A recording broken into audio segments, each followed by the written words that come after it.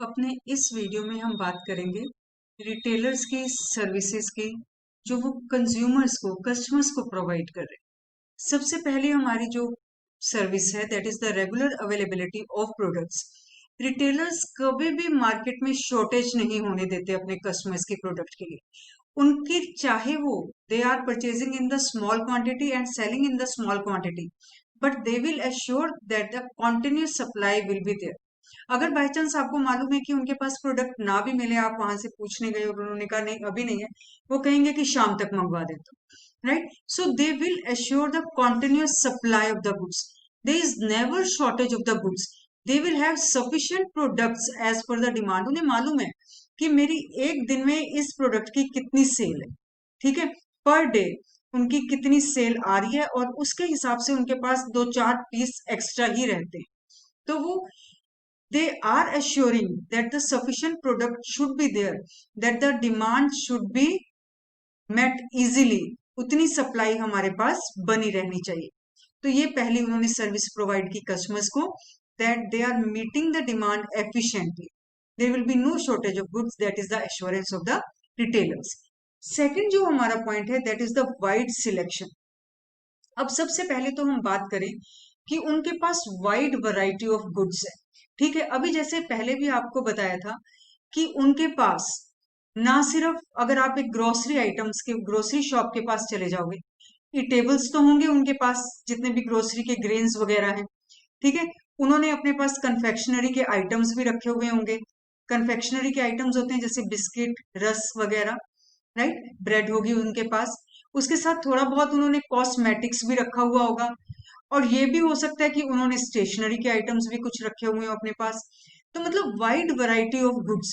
मैंने तो कितनी ऐसी शॉप्स देखी हैं कि उनके पास आप जाओ तो आपको स्लीपर्स तक भी मिल जाएंगे। कुछ उन्होंने हो सकता है थोड़ा बहुत गारमेंट्स भी अपने पास रखे हुए होते, ठीक है। उन्होंने छोटी सी शॉप में एक डिपार्टमेंटल शॉप स्टार्ट कर रखी होती। सो वाइड सिलेक्शन इज अवेलेबल।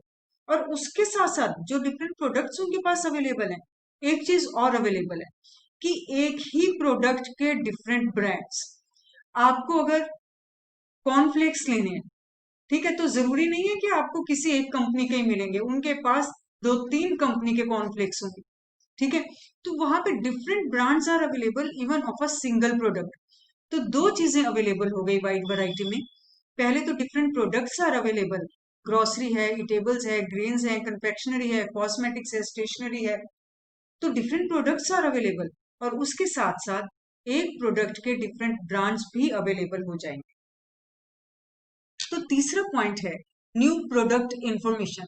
जब भी हम अपने शॉपकीपर के पास जाते हैं, अपनी चीज अपनी डिमांड रखते हैं उसके पास, तो साथ साथ वो ये भी बता देते हैं कि ये न्यू प्रोडक्ट्स आए हैं, आप इनको ट्राई कर लीजिए, डेफिनेटली आपको शिकायत नहीं आएगी, ठीक है।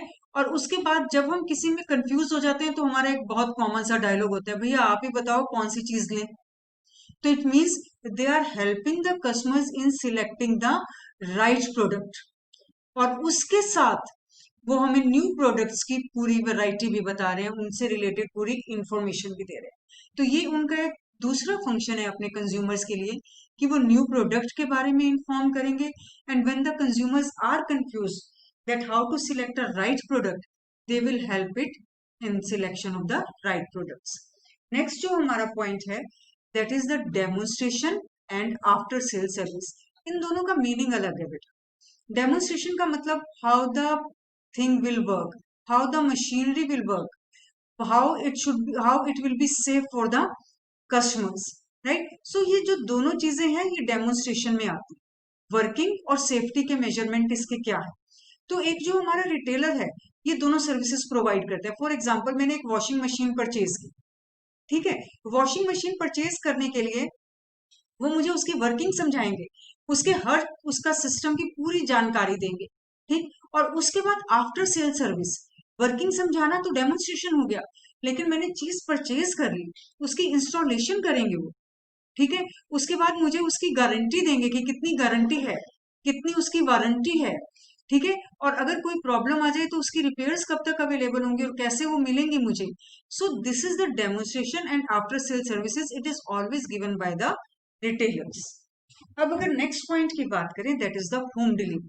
होम डिलीवरी रिटेलर्स ज्यादातर अपनी ये कस्टमर्स को ये फैसिलिटी प्रोवाइड करते हैं। अब ये डिपेंड करता है कि क्या वो इसके लिए कुछ एक्स्ट्रा ले रहे हैं या नहीं ले रहे।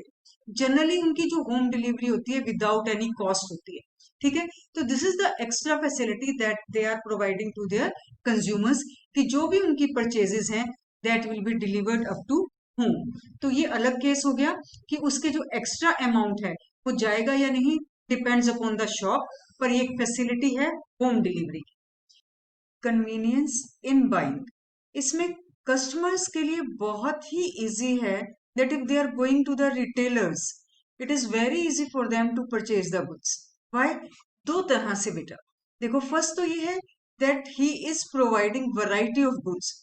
एक जगह पर हम जाएंगे, एक शॉप के अंदर हमें वैरायटी ऑफ गुड्स मिल जाएंगे। जैसे कि पहले आपको बताया कि कुछ रिटेलर्स होते हैं जो अपने पास फूड ग्रेन्स भी रखे हुए होंगे, ग्रेन्स हैं उनके पास, कन्फेक्शनरी का भी सामान वहीं से मिल जाएगा, कॉस्मेटिक्स भी उन्होंने रखा हुआ है, ठीक है, और कुछ तो थोड़े से स्टेशनरी को भी रखा हुआ होगा। कुछ शॉप्स तो हम लोग ऐसे देखते हैं कि जो डिपार्टमेंटल स्टोर्स की तरह बनी हुई हैं, लोकेलिटी में है, रेजिडेंशियल एरिया में है, पर उन्होंने और सामान भी रखे हुए हैं, हल्के फुल्के गारमेंट्स भी रखे हुए होंगे, स्लीपर्स तक भी रखे हुए होते हैं। सो what is this? This is convenience in buying, means from the retailer a customer will get the variety of goods. So this is the first convenience. और दूसरी convenience की हम बात करते हैं that location is generally in the residential area. It means for purchasing the goods no need to go far away.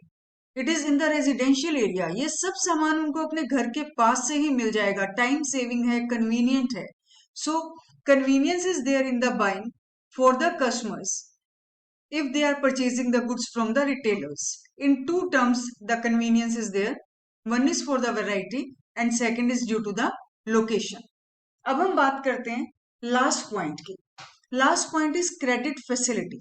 Credit facility, these retailers are giving the credit facility for two terms. One is the short term and the second is long term. Short term regular customers के लिए होती है, means for example हम 500 rupees note लेके गए अपने retailer के पास, लेकिन जब हम सामान लेने लगे तो वो 700 रुपीज का बन गया, तो वो कहेगा कि कोई बात नहीं, आप ले लीजिए, पेमेंट आ जाएगी दोबारा, ठीक। तो ये क्या है, 200 की उसने हमें क्रेडिट सेल कर दी। और उसके बाद कई बार तो ऐसा होता है कि कुछ कस्टमर्स के वहां पे रेगुलर रजिस्टर्स बन रहे होते हैं, any time any person can come from that family, अपनी परचेजेस करेगा, उसका सारा अमाउंट उस रजिस्टर में लिख दिया जाएगा, and at the end of the week और एंड ऑफ द मंथ जब भी वो पेमेंट कोई एक फैमिली मेंबर करने आएगा तो वो सारी पेमेंट्स हो जाएंगी।